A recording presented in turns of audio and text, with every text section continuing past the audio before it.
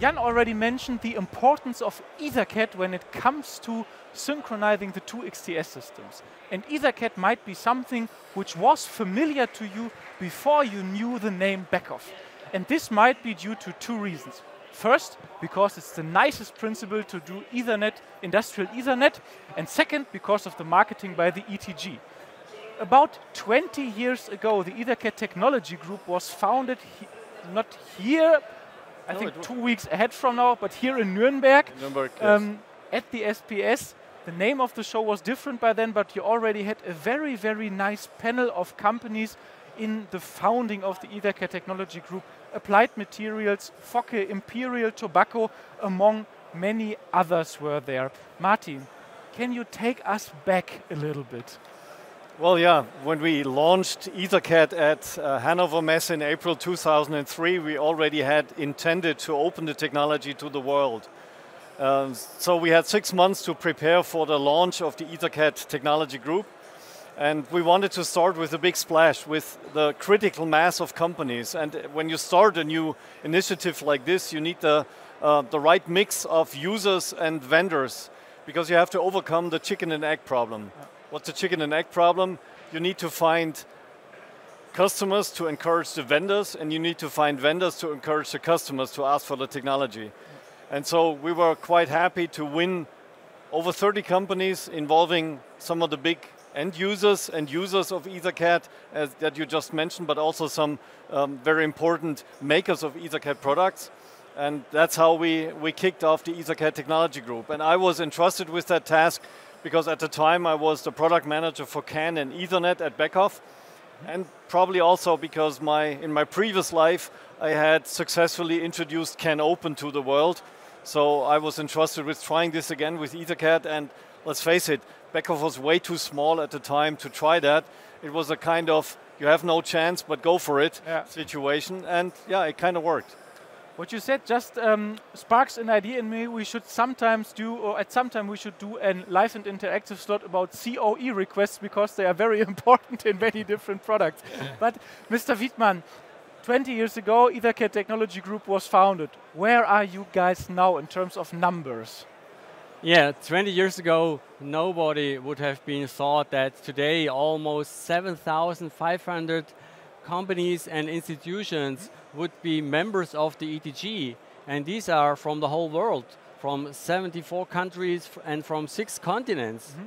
And even 20 years after the introduction of EtherCAT, the interest is unbroken. So within the past 12 months, there are almost 500 new members starting to develop or to use products with EtherCAT. Yeah.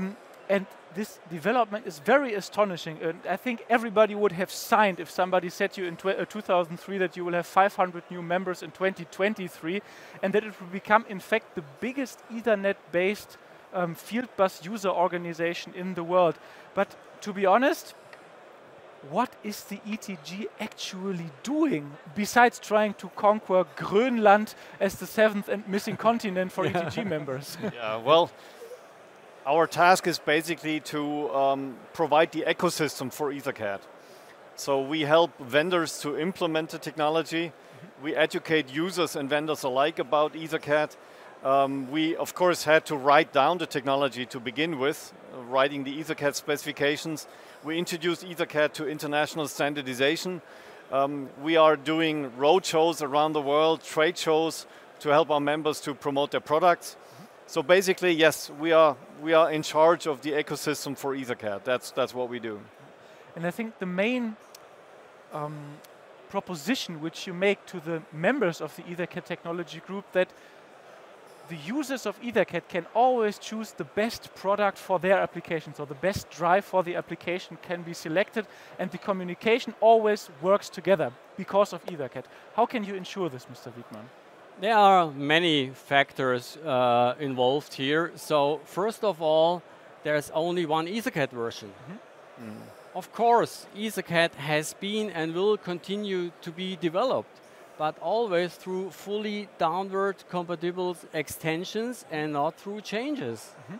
This means that devices from 20 years ago are still working in today's networks Furthermore, devices in older systems can be easily replaced by current devices. Yeah, today the implementation of EtherCAT devices is even easier, so besides the specification and the good implementation guides, we have the workshops, we have the seminars, but also new formats, such as the now very popular International Technology Weeks. We have the EtherCAT Conformance Test Tool. That's a software which helps the developers to test the compatibility of new EtherCAT devices.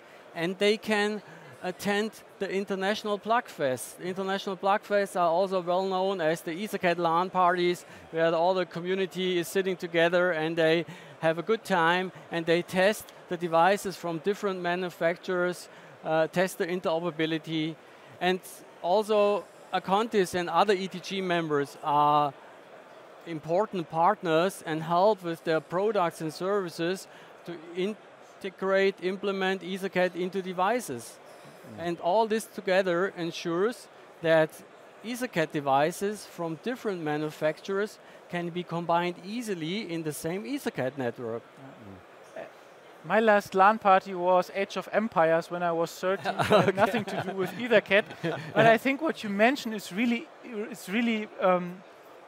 the big ecosystem which shines through. So the path towards an own EtherCAT product is quite simple.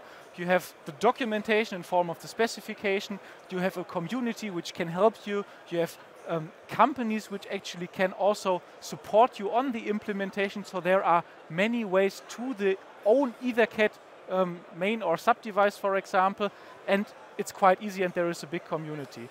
But you also mentioned EtherCAT has stayed the same, and I think some of the members of the ETG, at least the acting persons, have also stayed the same, also the companies.